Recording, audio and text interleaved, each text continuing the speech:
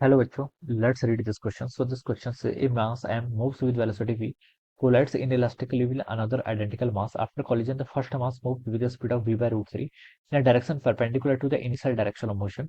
Find the speed of the second mass after the collision. After collision आपको speed of the second mass यहाँ पर बतानी है, ठीक है। तो चलिए इस क्वेश्चन को स्टार्ट करते हैं।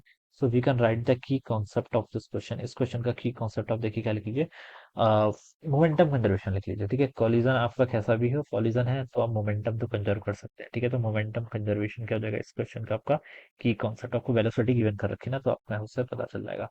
ये मास m moves with velocity v, ठीक है। कोई मास है, देखिए इसका मास कितना है, m के इक्वल है, ये v वेलोसिटी से मूव कर रहा है, ठीक है। कोलाइड्स इनइलास्टिकली विद अनदर आइडेंटिकल मास, एक आइडेंटिकल मास है, ठीक है। इसका मास m है, इनिशियली मान लीजिए रेस्ट पर है, ठीक है।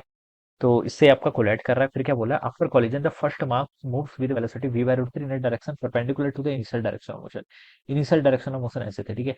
उसके बाद ये वाला पहला मास तो देखिए आपका ऐसे परपेंडिकुलर मूव करने लग गया, कितने स्पीड से, v बाय रूट 3, ठीक है। मास इसका m होगा and to the initial direction of motion, ठीक है। Find the speed of the second mass after the collision, ये आपका सेकंड मास है, इसकी स्पीड बतानी है, ठीक है। मान लीजिए ये आपका ऐसे मूव कर रहा है with some speed v dash से, ठीक है। और ये आपका एक्सिस है, ठीक है। ये आपके देखिए मैं एक्सिस दिखाने के लेता हूँ, this is my x axis, this is my y axis, ठीक है। और ये एंगल मान लीजिए आपका थीटा बना रहा है। तो आप देखिए मोमेंटम कंजर्वेशन का यूज कर लीजिए। मोमेंटम एक्स एक्सिस का लॉन्ग पहले कंजर्व कर लेते हैं, ठीक है। ये आप इसका मोमेंटम एक्स एक्सिस का लॉन्ग कितना हो गया एम बी, ये रेस्ट पर है तो सेकंड मास का मोमेंटम जीरो, ठीक है। अब फाइनल मोमेंटम भी आपका एक्स एक्सिस का लॉन्ग इतना ही होना चाहिए, ठीक है। तो ये पहले वाले मास का तो मोमेंटम एक्सिस का लॉन्ग है, ठीक है। इसका एक्स एक्सिस का लॉन्ग मोमेंटम फाइंड आउट करने के लिए मुझे कंपोनेंट फाइंड आउट करने का वी डैश कॉस थीटा हो जाएगा, और वाई एक्सिस का लॉन्ग हो जाएगा वी डैश का साइन थीटा, ठीक है। तो एक्स एक्सिस का लॉन्ग बताना है तो इसको मैं लिख सकता हूँ M V dash cos of theta, ये हो जाएगा, ठीक है। एम से बच्चों यहाँ पर एम कैंसिल कर लो, ठीक है। तो ये आपकी इक्वेशन वन बोल दीजिए इसको, this is my equation number one, ठीक है।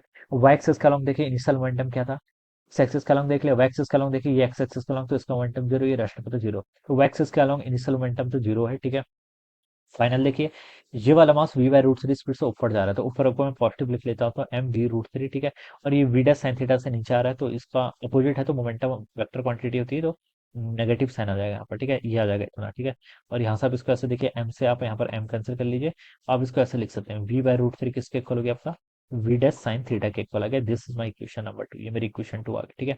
तो वन और टू आपके बच्चों यहाँ पर दो इक्वेशन आ गई, बस अब आप इसको क्या कर लीजिए, सॉल्व कर लीजिए। यही आ रहा है ना, यही आ रहा है, ठीक है।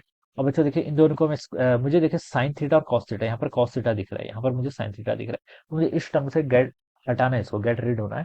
तो बच्चों मैं क्या करूंगा, स्क्वायरिंग करके ऐड कर लेता हूँ, क्योंकि cos square theta plus sign square theta one के इक्वल होता है, ठीक है।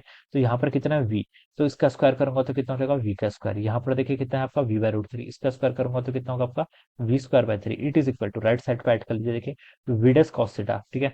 तो v डैश का स्क्वायर कॉस थीटा का स्क्वायर करेंगे तो कॉस स्क्वायर थीटा, प्लस यहाँ पर देखिए आपका वी डैश का स्क्वायर और साइन थीटा का स्क्वायर करेंगे तो साइन स्क्वायर थीटा, ये टर्म यहाँ से इतनी आ गई।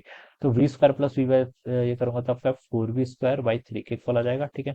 और यहाँ से आपका वी डैश का स्क्वायर ये हो जाएगा, ठीक है। तो यहाँ से आपकी वी डैश की वैल्यू अगर मैं कैलकुलेट करूँ तो टू वी तो आएगा ही, अंडर रूट में आपका रूट थ्री आ जाएगा।